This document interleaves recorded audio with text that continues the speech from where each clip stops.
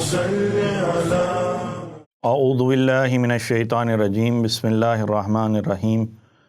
الحمد للہ الولی الحمید الحکیم المجید الفعال لما یرید، خالق الخلق و مدبر الامر ومنزل القطر رب السماء والارض والدنیا والآخرہ، وارث العالمین وخیر الفاتحین، ثم الصلاۃ والسلام علی سید الانبیاء والمرسلین، خاتم النبیین سیدنا و نبینا و مولانا ابی القاسم محمد۔ اللہم صلی علی محمد و آل محمد و آلہ الطیبین الطاہرین المعصومین المظلومین ولعنۃ اللہ علی اعدائہم اجمعین۔ اما بعد فقد قال سبحانہ وتعالی فی القرآن المبین والفرقان الحکیم، بسم اللہ الرحمن الرحیم۔ فخرج منہا خائفا یترقب قال ربی نجنی من القوم الظالمین۔ اللہم صلی علی محمد و آل محمد۔ 28 رجب کے حوالے سے یہ مختصر سی کلپ آپ کے سامنے پیش کی جا رہی ہے کہ جس میں اس بات کی طرف اشارہ ہے کہ کس طریقے سے میرا مولا اپنے سفر کی ابتدا کرتا ہے اور مدینہ سے کس طریقے سے میرا مولا اس قافلہ حسینی کے ساتھ آگے بڑھتا ہے۔ تاریخ میں لکھا ہے کہ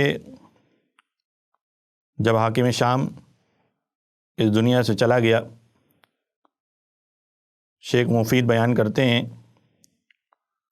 کہ یزید نے مدینہ کی گورنری ولید ابن عتبہ کے حوالے کی۔ مروان جو حاکم شام کی طرف سے مدینہ کا گورنر تھا، اس کو معزول کر دیا گیا۔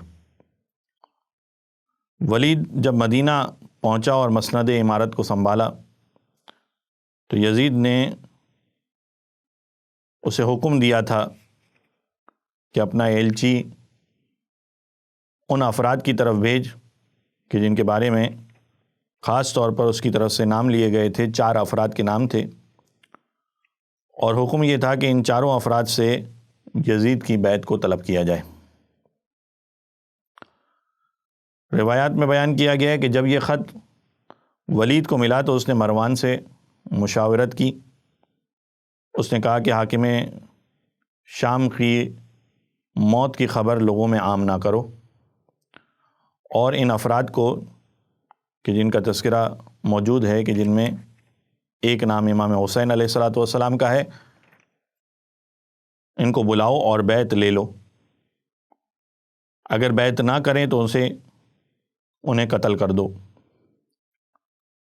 ولید نے ان تمام شخصیات کو رات کے وقت دربار میں بلایا،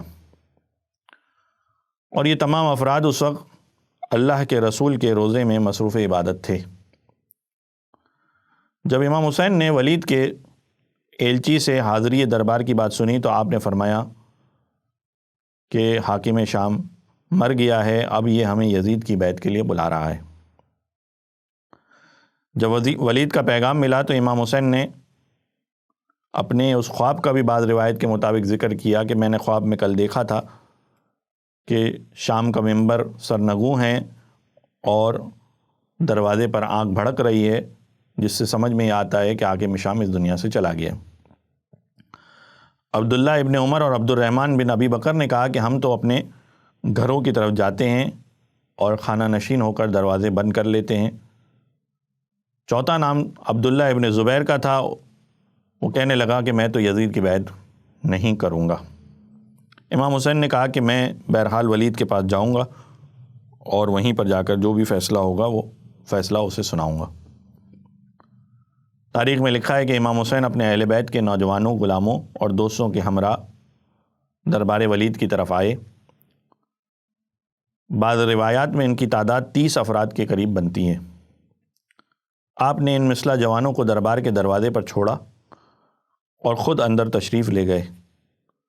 دربار کے اندر جاتے وقت آپ نے ان جوانوں کو ایک ہدایت نامہ جاری کیا۔ آپ نے فرمایا تم نے دروازے پر رہنا ہے، اگر میری آواز بلند ہو تو پھر اندر چلے آنا۔ جب ولید کے پاس داخل ہوئے تو اس وقت مروان ولید کے ساتھ موجود تھا۔ امام بیٹھے تو ولید نے حاکم شام کے مرنے کی خبر دی۔ آپ نے جب اس خبر کو سنا تو ایک مرتبہ ولید سے کہا کہ تو کیا چاہتا ہے؟ ولید نے یزید کا خط پڑھ کر سنایا۔ آپ نے فرمایا میرا یہ خیال ہے کہ تو مجھ سے یزید کی بیعت مخفی صورت میں لینے پر راضی نہیں ہوگا۔ میں چاہتا ہوں کہ جو بھی بات ہو اعلانیہ ہو تاکہ لوگوں کے علم میں آ جائے۔ ولید نے کہا کہ یہ درست ہے۔ تو آپ نے فرمایا تو صبح تک انتظار کر، میں اپنی رائے کو دیکھوں اور تو اپنی رائے و ارادے کو دیکھ، پھر دیکھتے ہیں کہ کون کس کی بیعت کرنے کا حقدار ہوتا ہے۔ ولید نے خدا حافظ کہا اور کہا کہ کل ملاقات ہوگی، لیکن اسی وقت مروان نے آواز دے کر ولید سے کہا کہ ولید، اس وقت حسین سے بیعت نہ لی تو پھر ایک بہت بڑا خون خرابہ ہوگا۔ اس وقت وہ اکیلے ہیں، تمہاری گرفت میں ہیں، بیعت لے لو، اگر نہیں کرتے تو گردن اڑا دو۔ جب آپ نے اس ملعون مروان کی بات کو سنا تو ایک مرتبہ وہ مشہور جملہ کہا کہ یبن الزرقاء، اے زرقاء کے بیٹے، تو مجھے قتل کرے گا؟ اتحددنی بالقتل، قسم بخدا تم نے جھوٹ بولا ہے، تو مجھے قتل نہیں کر سکتا۔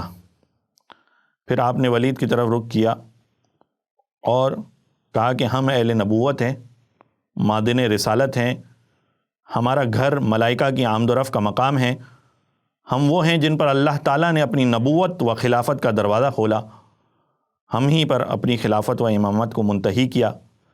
یزید ایک فاسق و فاجر شراب خوار ہے، بے گناہوں کا قتل کرتا ہے، اعلانیہ فسق و فجور کرتا ہے، میں کبھی بھی اس کی بیعت نہیں کر سکتا۔ یہ کہتے ہوئے آپ اپنے اصحاب سمیت گھر واپس تشریف لے گئے۔ جب آپ باہر نکلے تو مروان نے ولید سے کہا کہ تم نے میری بات نہیں سنی، قسم بخدا اگر یہ نکل گئے تو اب تمہارے ہاتھ کبھی نہیں آئیں گے۔ ایک ملاقات کا تذکرہ بھی ملتا ہے امام حسین کے حوالے سے کہ امام حسین کی مروان سے ملاقات ہوئی راستے میں، اور اس نے پھر دوبارہ یہی بات کی کہ آپ یزید کی بیعت کر لیں، یہ آپ کے دین اور دنیا کی بھلائی میں ہے۔ امام نے جب اس کا یہ جملہ سنا تو ایک مرتبہ کہا کہ انا للہ و انا الیہ راجعون، اور ایک مرتبہ کہا کہ ایسے اسلام کا خدا حافظ جب خلافت یزید کے ہاتھوں میں چلی جائے۔ اور پھر امام نے وہ جملہ فرمایا کہ میں نے اپنے نانا رسول خدا صلی اللہ علیہ وآلہ وسلم سے سنا ہے کہ آپ نے فرمایا خلافت آل ابو سفیان پر حرام ہے، یہاں تک کہ کچھ اور مزید باتیں ہوئیں اور اس کے بعد امام اپنے گھر کی طرف چلے گئے۔ تاریخ میں لکھا ہے کہ جیسے ہی یہ بیعت کی طلب کرنے کا مطالبہ ولید کی جانب سے ہوا تو ابن زبیر مدینہ چھوڑ کر مکہ روانہ ہو گیا۔ امام نے بھی بعض روایت کے مطابق ہفتے کی شب سفر کی تیاری کی، اور یہ 28ویں رجب کی تاریخ تھی۔ لیکن جانے سے پہلے روایت میں ملتا ہے امام زین العابدین علیہ الصلاۃ والسلام فرماتے ہیں کہ جب امام حسین نے عراق جانے کا پختہ عزم کر لیا تو اسی رات رسول خدا صلی اللہ علیہ وسلم کی زیارت اور وداع کرنے کے لیے تشریف لے گئے۔ بعض نے 2 دفعہ وداع لکھا ہے اللہ کے رسول کی قبر مبارک سے، اور روایت میں یہ بھی بیان کیا گیا کہ جب ذریعہ مقدس پر پہنچے تو نماز ادا فرمائی، سجدے میں تشریف لے گئے، سجدے میں آپ خواب میں چلے گئے۔ عالم خواب میں آپ نے رسول اکرم صلی اللہ علیہ وسلم کو دیکھا، آپ کے قریب آئے، اپنے ہاتھوں میں لیا، آپ کی دونوں آنکھوں کے درمیان بوسہ دیا، گریہ فرمایا۔ اسی حالت میں آپ نے فرمایا، اللہ کے رسول فرماتے ہیں، اے میرے حسین میں تم پر قربان جاؤں، میں تمہیں خاک و خون میں گلتا دیکھ رہا ہوں، میری امت کے کچھ لوگ ہیں جو آپ پر مظالم ڈھا رہے ہیں، اس سلوک کے بعد بھی وہ مجھ سے شفاعت کی امید رکھتے ہیں، ایسے لوگ قیامت کے روز خائب و خاسر ہوں گے، یعنی وہ میری شفاعت سے دور ہوں گے۔ پھر فرمایا، اے میرے فرزند، تم بہت جلد اپنے والدین، اپنے بھائی کے پاس آ رہے ہو، وہ تمہارے مشتاق ہیں، بہشت میں تمہارے وہ درجات ہیں جن تک رسائی حاصل کرنے کے لیے شہادت پانا ضروری ہے۔ بس آپ جب نیند سے بیدار ہوئے تو ایک مرتبہ اپنے گھر کی طرف لوٹے، اپنے اہل خانہ کو خواب سنایا اور عراق کی طرف روانہ ہونے کی تیاری شروع کی۔ تاریخ میں لکھا ہے کہ جب ولید نے اپنے ایلچی کو امام حسین علیہ السلام کو بلانے کے لیے بھیجا، آپ اس وقت اپنے نانا کی قبر مبارک پر تھے اور فرما رہے تھے، السلام علیکم یا رسول اللہ، میں تیری بیٹی کا بیٹا ہوں، تم نے مجھے اپنی امت کے حوالے کیا تھا اے نانا، اور مجھے ان کے لیے خلیفہ بنایا تھا۔ یا رسول اللہ، گواہ رہنا ان لوگوں نے میری کچھ بھی مدد نہیں کی، میری حرمت کی رعایت نہیں کی۔ میں آپ کے پاس ان کی شکایت لے کر آیا ہوں تاکہ آپ سے ملاقات کروں۔ پھر آپ صبح تک نماز میں مصروف رہے، اور اس کے بعد روایت میں ہے کہ آپ نے جب اپنا خواب گھر والوں کو بتایا تو اہل بیت نبوت اتنے محزون ہوئے کہ آپ کے گھر والوں کے رونے کی آوازیں بلند ہوئیں۔ آپ نے مکہ کی طرف سفر کا پختہ ارادہ کر لیا۔ آدھی رات کی روایت ہے کہ آدھی رات میں آپ اپنی والدہ گرامی اور برادر امام حسن مجتبیٰ کی قبر پر تشریف لے گئے اور ان سے وداع کیا۔ کچھ ساتھیوں اور کچھ دوستوں کی جانب سے اور کچھ افراد کی جانب سے امام کو مدینہ سے نہ جانے کے حوالے سے کہا گیا، اور امام نے وہی بات دہرائی کہ یہ لکھا جا چکا ہے اور مجھے اپنی شہادت کی طرف جانا ہے۔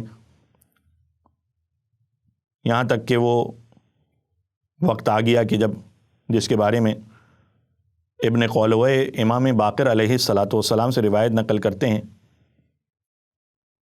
کہ جب امام حسین نے مدینہ سے نکلنے کا ارادہ فرمایا، بنو ہاشم کی تمام مستورات آپ کے پاس جمع ہو گئیں، صدائے گریہ بلند کیا۔ امام مظلوم نے جب ان کا یہ نالہ و شیون ملاحظہ کیا تو فرمایا، تمہیں میں اللہ کی قسم دیتا ہوں، صبر کرو اور اس طرح سے نالہ و فریاد نہ کرو۔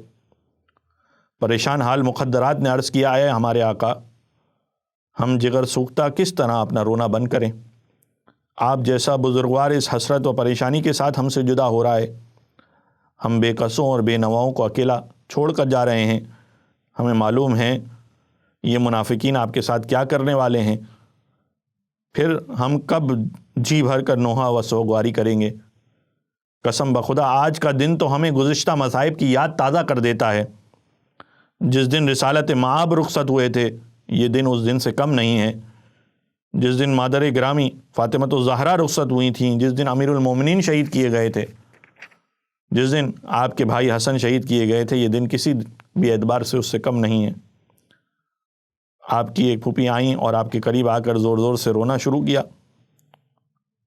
اور ان مخدرات طہارت و سیادت نے جان سوز دل گزار مرثیے امام کے لیے بیان کیے۔ کو اس عالم میں کہ آنسو جاری تھے، امام حسین علیہ السلام کو وداع کیا۔ بس ایک وداع کے حوالے سے جو روایت ہے، جو جناب ام سلمہ کے حوالے سے یہ بیان کر دوں کہ روایت میں ہے کہ جناب ام سلمہ آپ کے پاس تشریف لائیں اور فرمایا، اے میرے فرزند، عازم عراق ہو کر مجھے غم زدہ، حیران و پریشان نہ کرو۔ میں تمہارے نانا رسول اللہ سے کئی بار سن چکی ہوں کہ میرا فرزند حسین عراق کی سرزمین پر شہید کیا جائے گا۔